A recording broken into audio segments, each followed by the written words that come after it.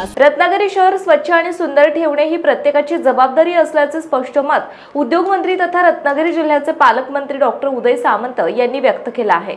मला त्यांना देखील एक विनंती करायची आहे की रत्नागिरी शहराच्या स्वच्छतेच्या बाबतीमध्ये आता कॉम्प्रोमाइज करून उपयोगाचं नाही। जे आपण बनवतोय, जे चांगलं करतोय ते तसंच टिकलं पाहिजे ही जबाबदारी व्यासपीठावरच्या मंडळींची जशी आहे, प्रशासनाची जशी आहे, तशी आपल्या सगळ्यांची देखील आहे। आणि म्हणून कामं होत राहतात, पण कामं टिकवणं ही जबाबदारी देखील आज आपण सगळ्यांच्या साक्षीने घेतली पाहिजे।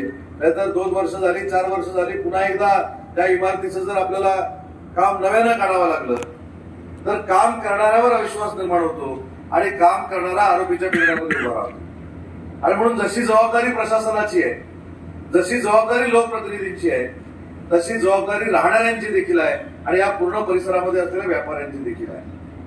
आता जिथे किशोरजी म्हणाले की सावली आवश्यक आहे, किशोरजी तुमच्या सगळ्यांच्या सावलीमुळे मी विधानसभेच्या सभागृहामध्ये आहे आणि म्हणून कुणीही तुमच्यावरची सावली काढून घेण्याचा प्रयत्न केला तरी उदय सामंत काढू देणार नाही। जेवढे व्यापारी आज तिथं आहेत त्या सगळ्यांचं पुनर्वसन इथंच केलं जाईल हा पालकमंत्री म्हणून माझा तुम्हाला शब्द आहे।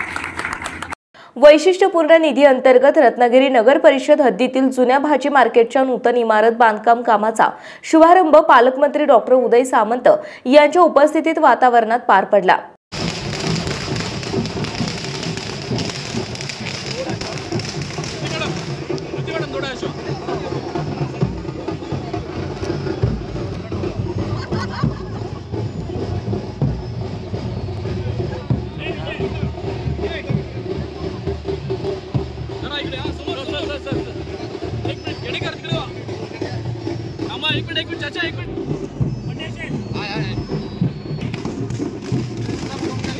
सर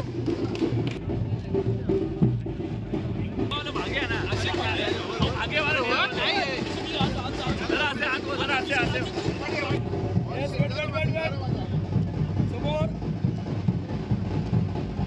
मोरे साहेब ओके साहेब यस चल साइड लो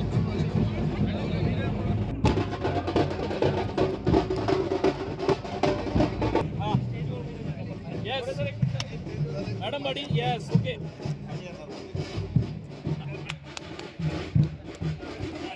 स्थानिक ठेकेदार स्वामी आणि निर्माण कंपनी दर्जेदार कामे करीत आहेत याबद्दल पालकमंत्री डॉक्टर उदय सामंत यांनी समाधान व्यक्त केलं आणि पुढील सर्व कामेही ते दर्जेदार करतील असा विश्वास व्यक्त केला।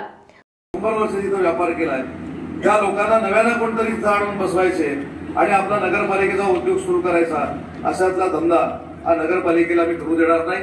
त्याच्यामुळे तुम्हाला अजिबात चिंता करण्याची आवश्यकता नाही। आणि अजून एक महत्वाची गोष्ट जी मला सांगायची आहे की या परिसरामध्ये आपण सगळे जेव्हा विकासाची कामं करत असतो तर ती विकासाची कामं करत असताना त्याच वेळी ती जर आपण क्वालिटीची करून घेतली तर त्याच्यावर देखील तक्रारी होत नाही। आज स्वामी इन्फ्रास्ट्रक्चर जे आहे ते रत्नागिरीच्या स्थायिक लोकांच्या, त्यामध्ये रवी शेठ असतील, आमचं सनी असेल, मंदार आमरे असेल, त्याच्यानंतर आणि कोण आहे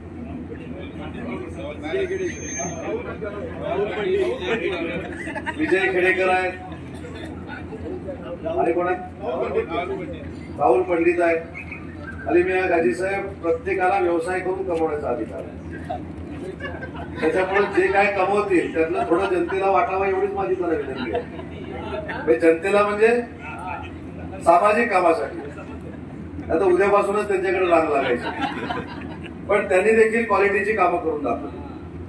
मी रत्नागिरीतल्या काही ठेकेदारांचा या ठिकाणी मुद्दाम उल्लेख करेल की स्वामी असेल किंवा निर्माण ग्रुप असेल, आज ही तरुण पिढी कोट्यवधी रुपयाची कामं रत्नागिरी शहरामध्ये, रत्नागिरी जिल्ह्यामध्ये करतायत।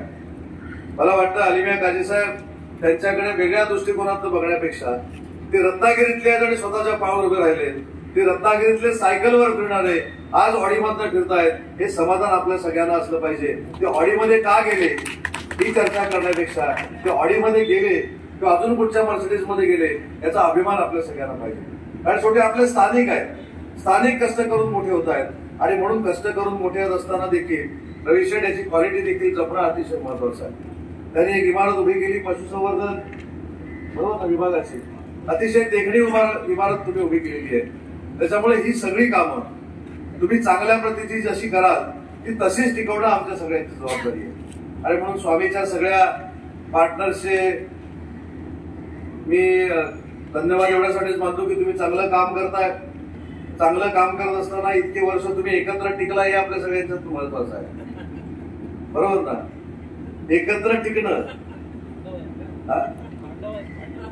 पांडव 5 असू देत ना तर किती असू देत, पण वर्षानुवर्ष एकत्र राहून काम करणं याचा अर्थ रत्नागिरीकर देखील एकमेकावर विश्वास प्रस्थापित करू शकतात. हे स्वामीच्या निमित्तानं आम्हाला सगळ्यांना बघायला. माजी नगरसेवक तथा ज्येष्ठ पत्रकार किशोर मोरे यांनी जुन्या भाजी मार्केट भूमिपूजन निमित्ताने आपले मनोगत व्यक्त करताना जुन्या आठवणींना उजाळा दिलाय.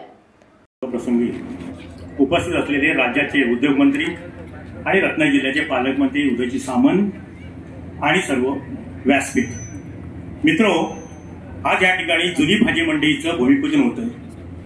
खरं तर रत्नागिरी शहरातल्या भाजी मंडईतली पहिली रत्नागिरीतली जर स्थापन झालेली किंवा कार्यान्वित झालेली मंडळी असेल तर ती भाजी मंडई रत्नागिरीची. रत्नागिरी आणि एसटी स्टँड, रत्नागिरीची बाजारपेठ आणि एसटी स्टँड याचं एक वेगळं अतूट नातं आहे. रत्नागिरीची बाजारपेठ एसटी स्टँडवरतीच अवलंबून आहे आणि आता साहेबांनी नुकतंच एसटी स्टँडला नवं रुपडं दिलं आहे. त्या निमित्तानं या ठिकाणी ह्या बाजारपेठला सुद्धा पूर्वीचे दिवस प्राप्त होतील असं आम्हाला वाटतं.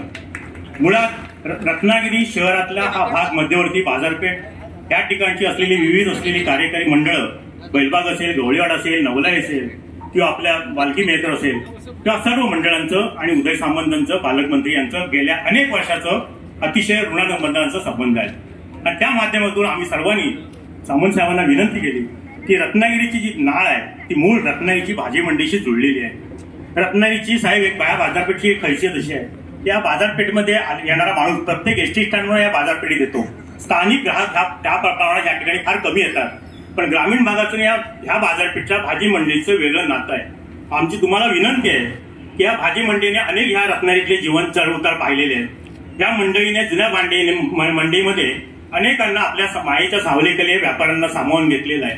आमची तुम्हाला एवढीच विनंती आहे की आता नव्याने उभारत असलेल्या भाजी मंडईमध्ये जे पूर्वापार आपले जे मायेची सावली त्या भाजी मंडईने ज्या लोकांना दिले त्यांना सुद्धा पुन्हा नव्या इमारतीमध्ये सावली मिळावी एवढीच अपेक्षा आम्ही सगळे रत्नागिरी बाजारपेठवासी करत आहोत.